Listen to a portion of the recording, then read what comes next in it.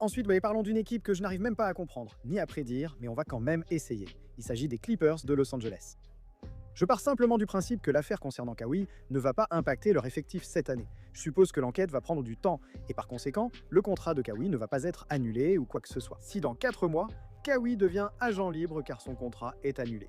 Désolé, je vais supposer qu'il sera dans l'équipe. Il est donc difficile de déterminer leurs 5 de départ avec les recrues de l'intersaison. Voici ce que j'ai trouvé.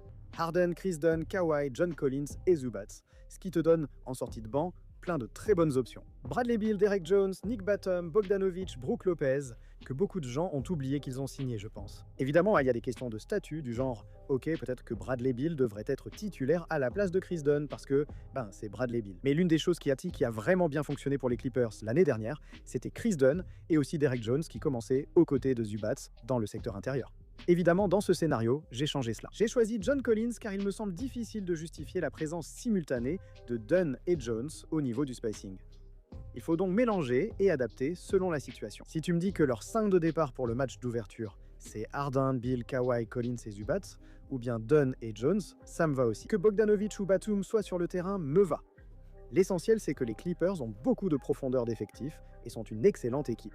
C'est juste que, quand tu parles de projection pour la saison régulière, je ne peux pas vraiment les mettre si haut dans la conférence Ouest parce que tu sais que Kawhi va rater genre 40 matchs.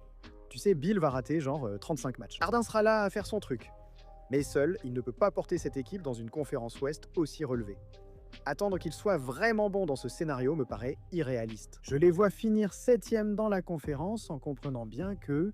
Comme l'an dernier, dès leur arrivée en playoff, ils seront très bons. Si l'équipe est en forme comme en fin de saison dernière, elle sera difficile à éliminer en playoff, à condition que tous leurs joueurs soient en bonne santé et que Kawhi figure toujours dans l'effectif des LA Clippers et soit sous contrat avec eux. Voilà où j'en suis avec les Clippers.